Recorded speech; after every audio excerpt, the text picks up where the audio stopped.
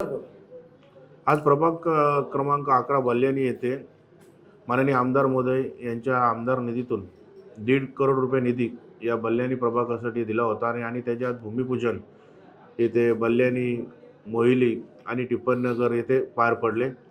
ह्या उद्घाटन समयी येथील स्थानिक नगरसेविका नमिता पाटील, विश्वनाथ भोईर यांचे पुत्र वैभव भोईर, उपशहर प्रमुख अंकुश जोगदंड, विभाग प्रमुख राम तरे, शाखा प्रमुख रोहन कोट, महेश पाटील, राजेश पाटील आणि सर्व महिला आघाडी शिवसैनिक मोठ्या संख्येने उपस्थित होते।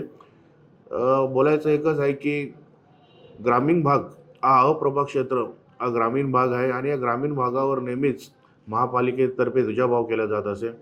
आता आपण बघतो डॉक्टर बाबासाहेब आंबेडकर चौक ते मोहिली मार्गे, फिल्टर प्लॅन मार्गे शांताबाई नगर, डॉक्टर बाबासाहेब आंबेडकर चौक मार्गे उंबरणी गाव हे डीपी रस्ते आहेत। परंतु 1995 पासून हे डीपी रस्ते आहेत तसेच आहेत, जेवढे एक्झिस्टिंग रोड आहेत तसेच आहेत ते। आणि आताची एवढी त्यांची दयनीय परिस्थिती झालेली आहे की महापालिकेकडे वारंवार पाठपुरावा केला, परंतु याच्यासाठी कुठलीही तरतूद करण्यात आली नाही।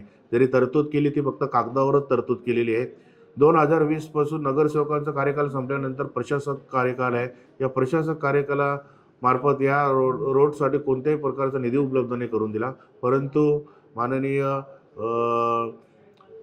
एकनाथ शिंदे साहेब जे आमचे मुख्य नेते आहेत, पक्षप्रमुख आहेत, महाराष्ट्र राज्याचे उपमुख्यमंत्री आहेत व खासदार श्रीकांत शिंदे साहेब आणि आमदार विश्वनाथ भोईर साहेब यांच्याकडे पाठपुरावा करून या रस्त्यांसाठी शासनातर्फे निधी उपलब्ध करून द्यावा असे आम्ही विनंती केलेली आहे।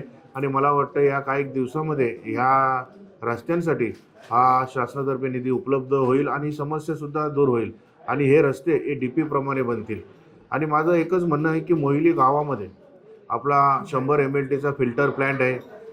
मोहिली गावातल्या लोकांनी, भूमिपुत्रांनी तेथील जागा ही filter plan, MLT plan, 100 MLT plan बनवण्यासाठी दिलेला आहे, परंतु आपल्या महापालिकेतर्फे त्या मोहिली गावावर सुद्धा ध्वजाभाव केलेला आहे। तेथे रस्त्यांची परिस्थिती एवढी बिकट झालेली आहे मुख्य रस्त्यांची की तुम्हाला फक्त आमच्या भूमिपुत्रांच्या जागा पाहिजे असतात का तुमचे प्रोजेक्ट राबवण्यासाठी? आणि आता सुद्धा दुसरा एक 200 MLTचा पाण्याचा प्रोजेक्टचं काम चालू आहे। तेथे सुद्धा आमच्या स्थानिक भूमिपुत्रांनी कोणताही विरोध नाही केला, परंतु महापालिकेला सुद्धा माझी विनंती असेल की तुम्ही आमच्या गावातल्या भूमिपुत्रांच्या जागा हस्तगत करत असतात, परंतु आमचा भूमिपुत्र कोणतेही त्याला विरोध करत नाही, परंतु त्या गावांना तुम्ही सुविधा देणे हे तुमचं कर्तव्य आहे। तिथले डीपी रस्ते सुद्धा तुम्ही मार्गे लावा ना, स्वतः येऊन बघा। माननीय आयुक्त महोदय, तुम्हाला मी विनंती करतो की तुम्ही येऊन मोहिलीची परिस्थिती बघा, रस्त्यांची, रस्ते आहेत का खड्डे आहेत, एवढी तुम्हाला विनंती करतो। धन्यवाद।